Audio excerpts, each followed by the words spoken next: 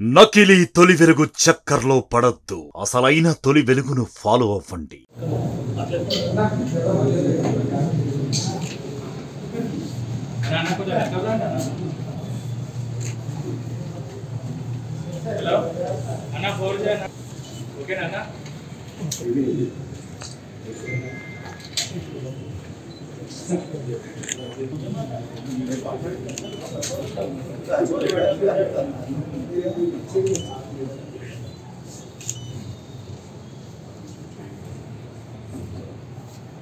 Media మిత్రులందరికీ కూడా మీ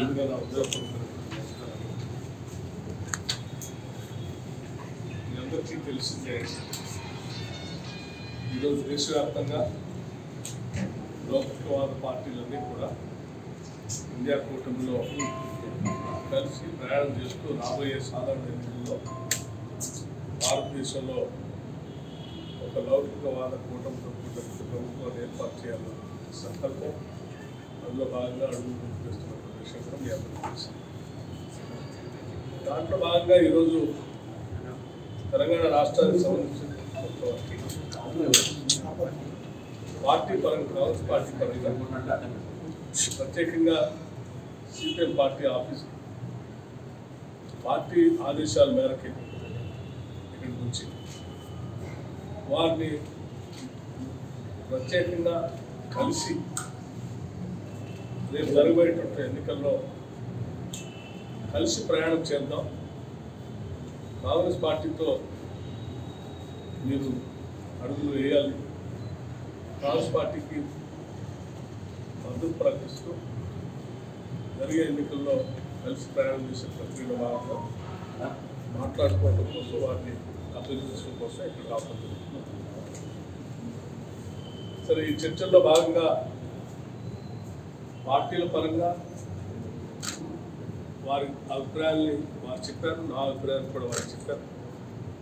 మా ఇరువురి అభిప్రాయాలను కూడా కాంగ్రెస్ పార్టీకి సంబంధించినటువంటి పార్టీ నాయకత్వంతో, అట్లాగే మా రాష్ట్ర ముఖ్యమంత్రి రేవంత్ రెడ్డి గారితో కూడా, పార్టీ అధిష్టానంతో కూడా మాట్లాడి రేపు తిరిగి వారికి సమాధానం చెప్తామని చెప్పడం జరిగింది.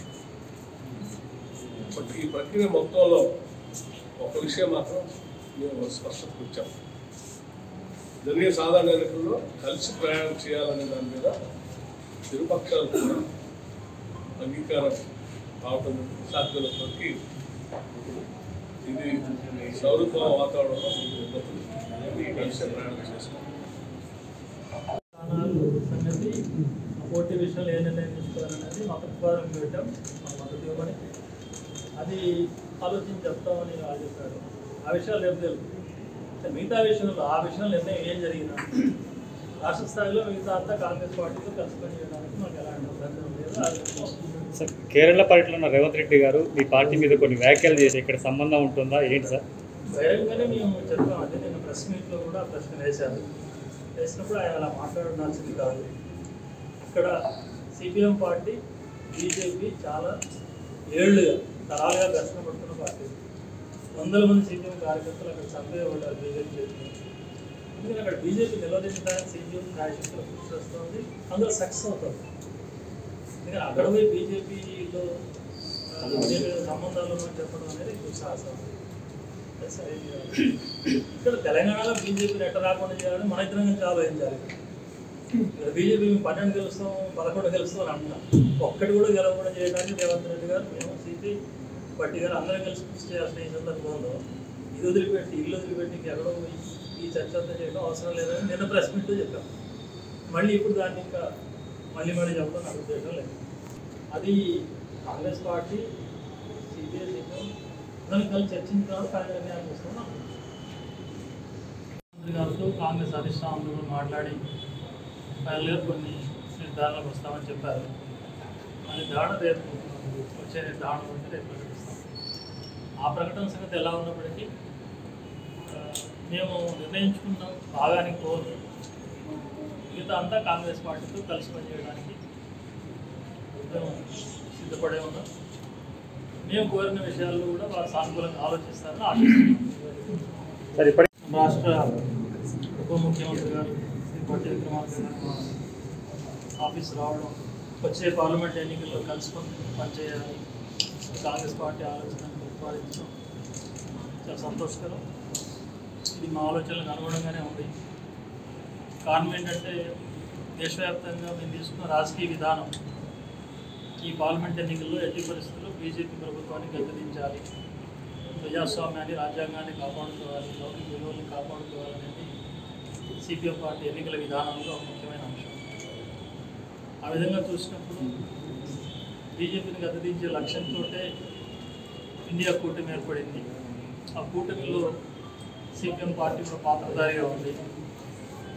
కాబట్టి సహజంగానే కాంగ్రెస్తో కలిసి పనిచేయడం అనేది అనివార్యమైన పరిణామం. ఆ విధానం ఒక్కో రాష్ట్రంలో ఒక్కో విధంగా ఏమి ఉండదు. భారతదేశానికి మొత్తానికి సంబంధం తీసుకున్న నిర్ణయం అది. కాబట్టి అందులో భాగంగా తెలంగాణ రాష్ట్రంలో కూడా కాంగ్రెస్తో కలిసి పనిచేయాలనేది మా ఆలోచన కూడా. ఆ మీద నిర్ణయం తీసుకున్నాం. అందులో తేడా ఏమి రాదు. కాకపోతే కలిసి పనిచేయటం అనేది ఉభయత్ర ఇచ్చిపుచ్చుకోవడాలు, గౌరవాలు, ఈ విషయాలకు సంబంధించి కొన్ని అంశాలు ఉన్నాయి. ఇప్పుడే శ్రీ భట్టి గారు చెప్పినట్టుగా కాంగ్రెస్ పార్టీ తన అభిప్రాయాలు చెప్పింది. సీట్ల విషయంలో, మద్దతుల విషయంలో మా అభిప్రాయాలు కూడా వారికి తెలియజేశాం.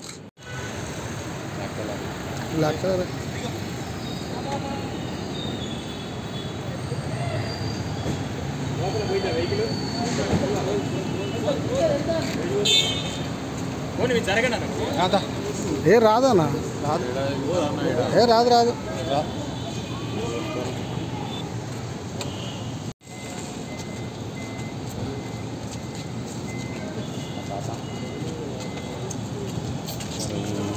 ఏ బాబు వెనకరా, వెనక మెట్లు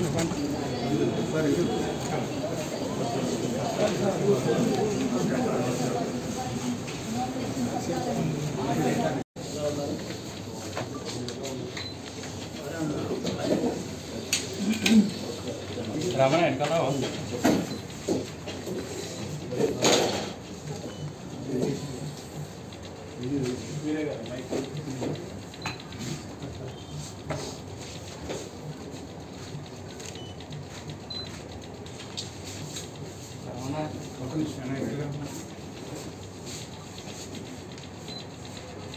వెళ్ళగా